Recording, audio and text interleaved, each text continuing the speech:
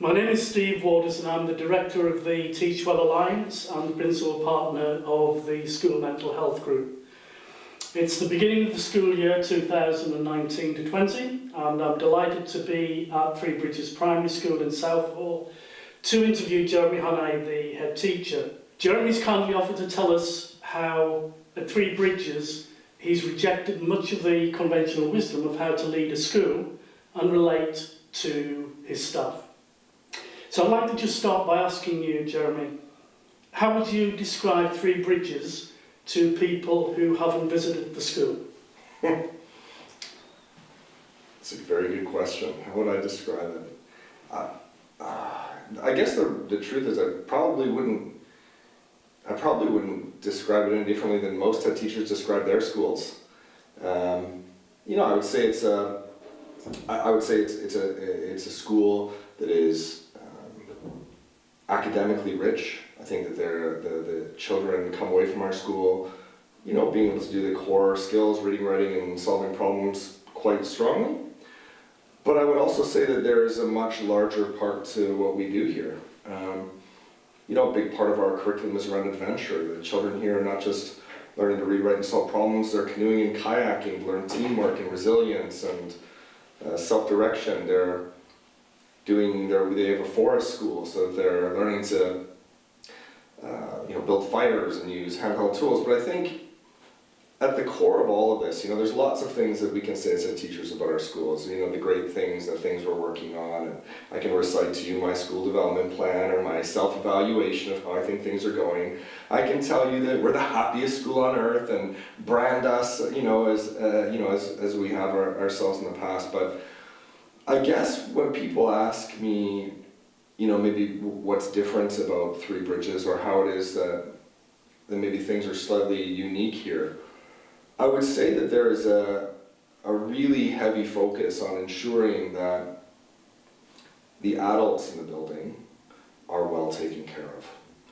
And that goes against the grain, I think, of some of my colleagues perhaps, because lots of my colleagues are saying, we've got to put pupils first, put the children first, that's got to be at the center of all decision making. And I don't want anyone to think that that's what I'm suggesting is a counter to that message.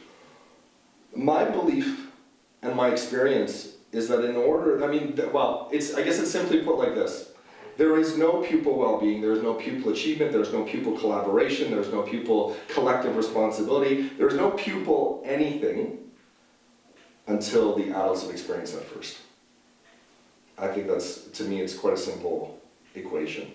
If we're not putting our adults in a soil that is nutrient-rich, that will allow them to flourish into whomever they want to be as an educator, they have no chance of doing that effectively and sustainably in a classroom with children. Because sometimes, very often as a child, you have to watch somebody love something before you can learn to love it yourself, like they're showing you the way. And that is an ingredient, that is a nutrient that gets overlooked in many schools, that we need to make sure as leaders that we take care of the people who take care of our people. It's a crucial element. So it reminds me of a Richard Branson saying that employees don't look after the clients, they look after their employees, and the employees look after the clients. Yeah, I think it's quite a similar philosophy. And at our school, a school that is daring to be different. I've just come out of a training session where we're looking at decolonizing our curriculum and how it is we present the information of the world to our children, what it is we're telling them or not telling them, and what it is in the past we've said or not said. We're a school that is daring to be different in the best interest of our children. But in order for us to be the very best we can be, our adults need to be the very best they can be. I don't think it's a complex equation. But unfortunately, the narrative in our country right now is not that. Sure. It's not that.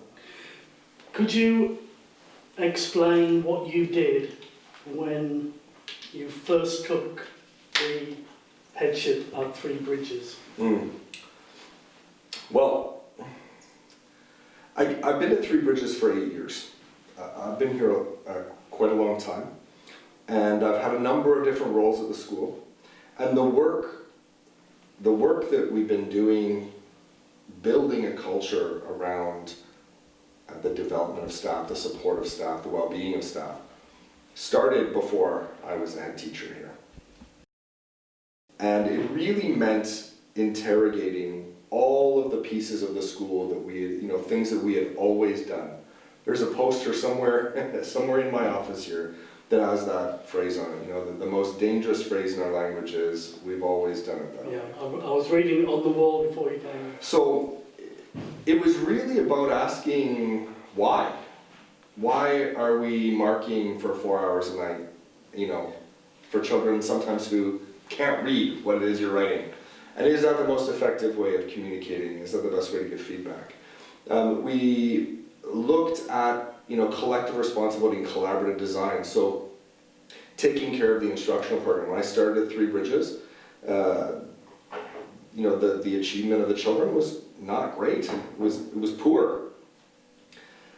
And there were lots of reasons for that at the time. I think that there wasn't a lot of consistency or rigor around the instructional program. It hadn't been clearly disseminated or collaboratively decided. So it was really about taking the bits and pieces that I thought would get the monkeys off of our back and dealing with those things first. So we redesigned, as a collaborative, our instructional programs.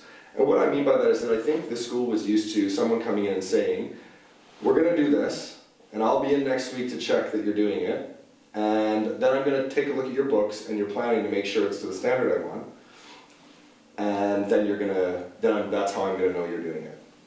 And I grew up in a system that does not behave that way, and understand that if you want long-term sustainable impact, you can't treat people that way.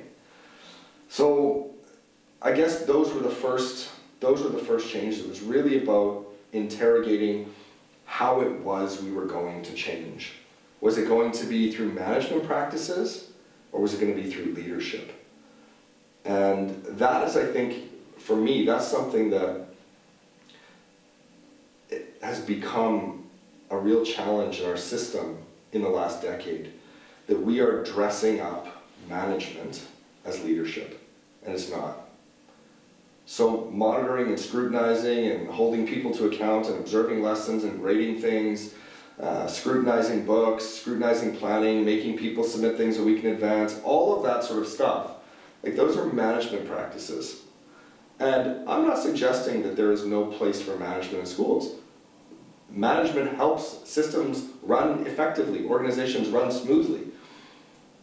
But we can't dress it up as leadership, because it's not. It's a part of effective leadership, but it is not the whole piece.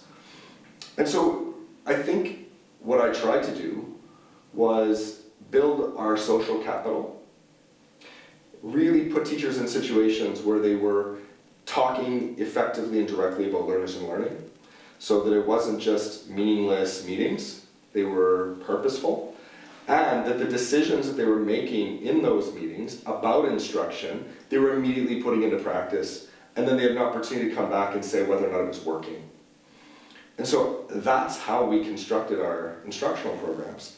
Not, I'm telling you what to do and I'm going to make sure you're doing it, but let's look at what research says is high quality instruction.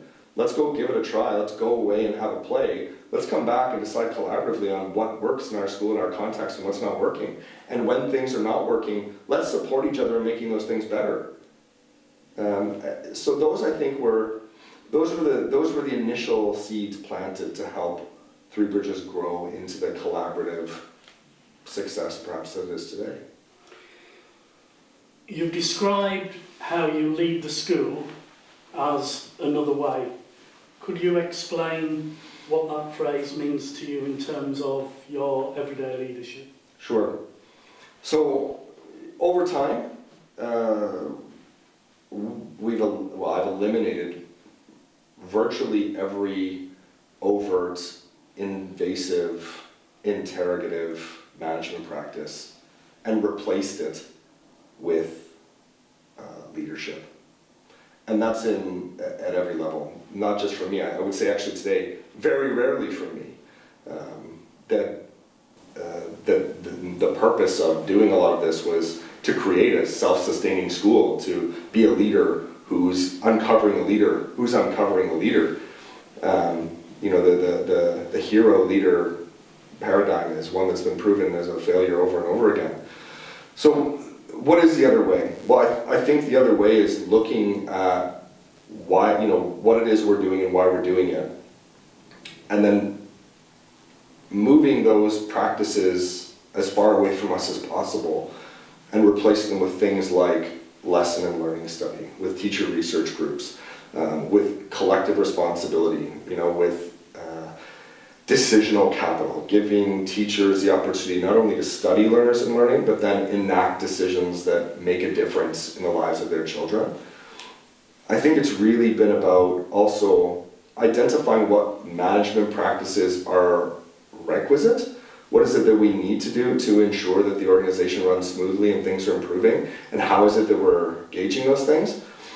But enacting those, the decisions, the determinations from those management practices in the most humane and the most ethical way possible. So observation is a common one. So you hear of schools where teachers are being observed 6 times a year. They're being given a feedback sheet that's coming from someone who is hierarchically above them. And when you ask why that is, why is it that you're observing teachers, often people say, well, it's about consistencies, or it's about practice. We want to make sure that the practice is good enough. Or it's about compliance. We want to make sure they're doing what we've said is best practice in our school. And I don't think anybody would argue that there's a problem with having consistencies in a school. I think most teachers would say that that's a positive thing. I don't think that there would be teachers who would say that high quality practice is something that's a bad thing. I think all teachers inherently want to be their very, very best. So leadership, I think, is at its heart about influence. So if what we want are consistencies, or we want high quality practice, or we want professional people who are growing to be better professionals than they were last week or last month or last year, then it's really about asking, well, under what conditions can we facilitate that happening without putting them under pressure, without making it high stakes, without making them feel like there's a gun to their head? How can we put them in the right soil? So at Three Bridges, those are the kinds of questions that we asked ourselves. What are the conditions that are necessary for professional people to take responsibility for their own learning, teacher-led learning? And what happens when you pull away the observation and you input something like micro-research or lines of inquiry for professional growth is you see development take off. Because, someone once said to me, you can mandate mediocrity, but you can only unleash greatness. And that's what's happened here. As a leader, I want the teachers in the school to be a better teacher than I was. I want them one day to be a better leader than I am. It's like, being a parent. You want your children to have better opportunities and you have a better life than you had. Well, as a school leader, you should wish the same thing for your staff. I want the teachers here to be the very, very best they can be. The teachers in this school today are better teachers than I was. That's how I know I'm doing the right thing. They're self-regulating, they're inquisitive, they never ever settle. They always want to be better. A healthy dose of self-improvement. But it's because they're leading it on things that they're passionate about. They're able to reflect now without pressure and say, I'm struggling here, and I've heard that you're doing some cool stuff with that. Can you help? And so it's a culture now of self-referral when someone's struggling or someone's uncertain. It's a culture of collaborative development. So the reception teacher is working with the Year 3 teacher to improve. It's about collective responsibility. Nobody at Three Bridges is a classroom teacher. They're school teachers. We here are the stewards of all of our children. There's no sense at Three Bridges being a great teacher if the teacher down the hall is struggling. And those mantras, those beliefs are what fuel the progression here. It might actually touch on or be integral to the next question I've got, which is that I've noticed increasingly, perhaps over the last 6 months in particular, on Twitter, a debate, sometimes not framed in the best respectful terms, between progressivism and traditionalism. Sure. And I just wonder whether your view of leadership in this school has something to say about that debate? Yeah, I mean, I guess my view is that there is a time and a place for virtually everything. And I think that anybody who believes that there is one way of doing everything is an idiot. You know, as polite as I possibly can be. I mean, in our school, when we teach phonics, it is direct instruction. It is a scripted lesson. There is no fluff or bells and whistles. It is a very, very direct instruction, scripted program, and it is incredible. I would never, until I find something that is more incredible than that, this will be what we do. There is nothing better in my mind. I have never seen children learn to read as joyfully and quickly as they do with the way we teach phonics. But we don't teach math that way. And I think that that's where people get, where they struggle. They get hung up on one way. You know, this is the way that it should always be done. It should always be teacher, telling, showing, working with the children, and then they produce on their own. And there are times, there are contexts, there are pupils, there are lessons, there are subjects that perhaps facilitate that as the best way in that time. But it's not always that way. And I guess I have the joy of not feeling hamstrung to any particular, you know, traditional belief or progressive belief. My belief is that based on the children, the context, the subject, the pupil, there are factors that you need to consider. And are there times when sitting in rows is really effective? Absolutely there are. Are there times when having a conversation at a table that perhaps has got a Kagan model seating to it? Absolutely there is. But I think here, what I try and do as a leader is be far less prescriptive. That, you know, teachers aren't hemorrhaging out of our profession because of, what we're calling workload, you know, marking, planning, admin. They're not hemorrhaging out because they're marking too much or planning too much. I mean, I have no doubt that there would be people who say, I left because there were 5 hours of marking night and that was a crazy thing. I don't doubt that that exists, but I guess my point is that what I try and do here is give people the opportunity to develop, to reflect, to research, to be critical of their own practice, and be involved in coaching conversations that further that. But I give them the agency and the autonomy to make decisions that affect their own practice.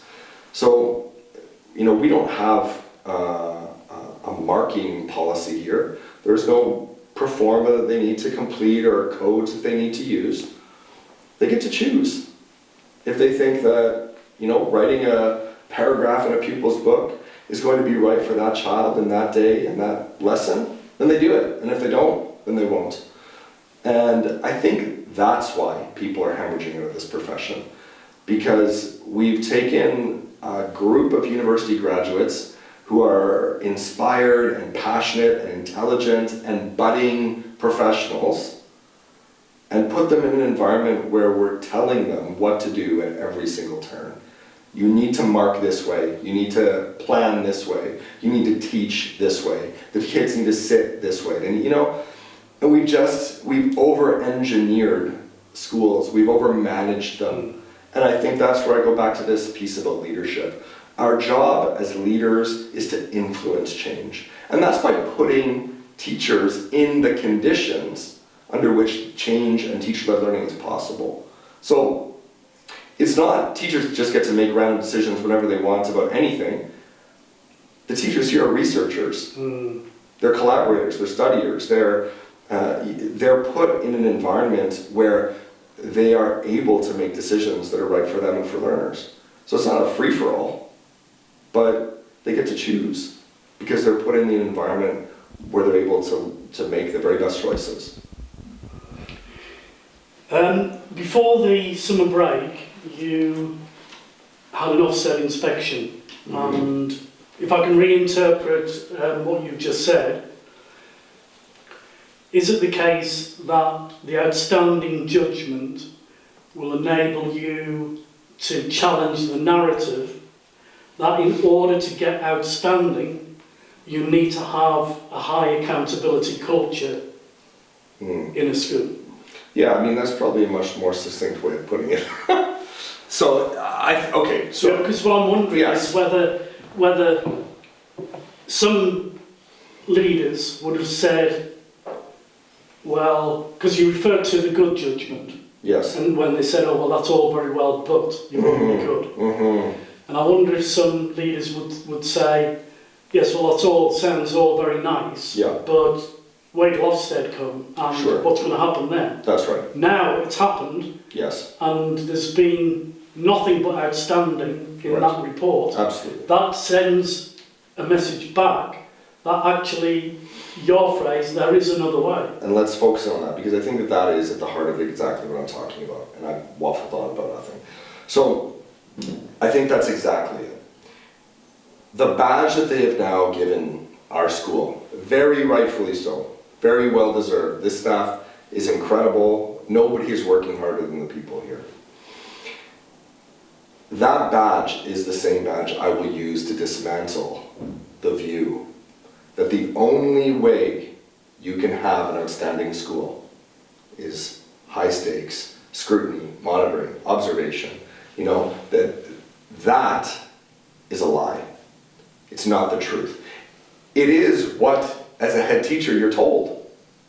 If you speak to the local authority, you speak to an HMI, you speak to a consultant. If you're a new head teacher, if you're a head teacher that's experienced in a school that's good, they're telling you, this is how you gain an outstanding rating. You monitor more, you scrutinize more, you hold people to a higher account. That is a flawed narrative. It is the narrative that is destroying our schools and our teachers and ultimately our children. And that is the narrative that I'm going to dismantle. And it started when I first came to this country. You know, as an immigrant from Canada, came here, and what I was told in the very first part of my time here was, listen, Jeremy, if you don't like the way we do things here, fuck off back to Canada. Whoa. And then the narrative, you know, shifts to, listen, you're going to have one of two types of schools, Jeremy. You can have a happy school. You know, you can treat your staff well, give them freedom, be a little bit lax with them, but you're never going to get the results. You need to monitor, you need to scrutinize. That's what's going to tip them over the edge. Or you can run a tight ship. You can monitor, scrutinize, push, pull. You can hold everybody to a high account. Pupil progress meetings every 6 weeks, observations every 6 weeks, constant feedback. That's how they grow. That's how you get an outstanding school. So you can run a happy school, but it's not going to be Ofsted successful.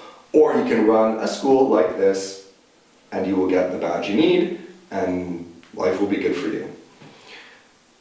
And that, I mean, not only is it a lie, not only is it completely untrue, the reverse is true.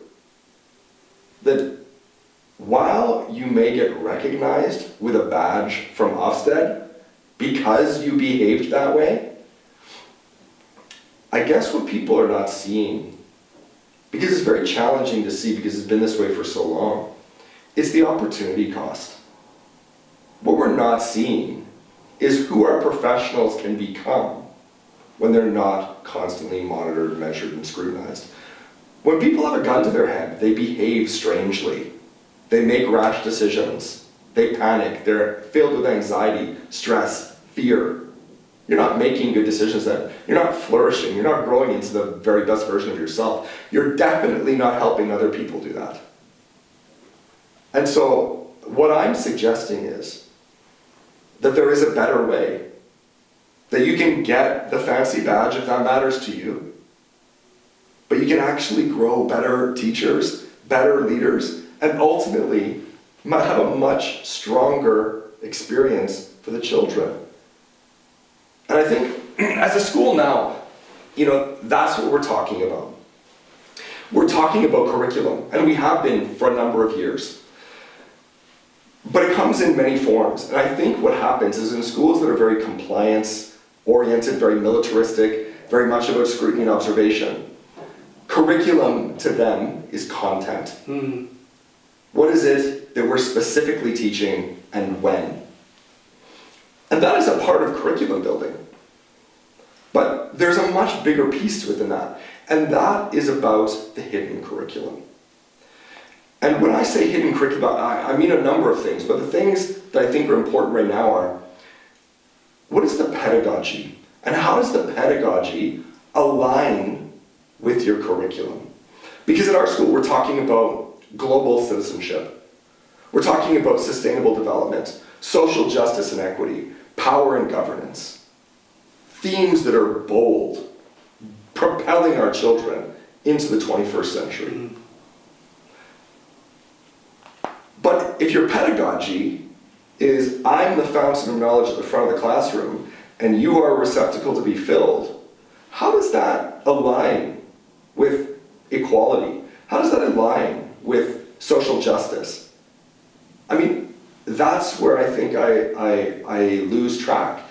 And if our teachers, if in a school we want children collaborating, we want children connecting, we want children inquiring, we want them to see the relationship between themselves and the professional in the presence of knowledge as one that is not hierarchical, but horizontal, where that exchange is learners learning and learners teaching, and teachers learning and teachers teaching.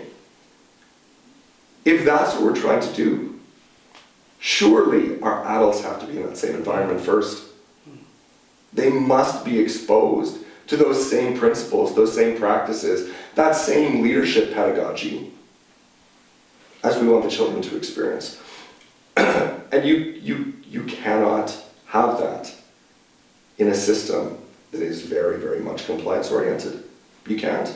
It's not possible. If you... Losing my voice. No problem. If you had one piece of advice that you could give a head teacher coming into a new school, Yeah. what would that advice be? Disrupt. Be a positive disruptor. I wish I made that up. That's jazz and pop Oh, right, yeah. But that be it, just because everybody else is doing it, just because you've been told by somebody that this is the way that it has to be, it's the only way. Disrupt. Be a positive disruptor. Be somebody who is looking for solutions that aren't immediately apparent. Dig more deeply. Think about the wider picture. Think about the long look. But disrupt. And last question. So project into, say, 3 years' time, where would you like Three Bridges to be in 3 years' time?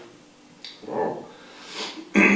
Well, I think ultimately I would like Three Bridges to be a beacon of hope. And I want Three Bridges to be, along with some other really, really incredible schools, leading the revolution in schools in this country.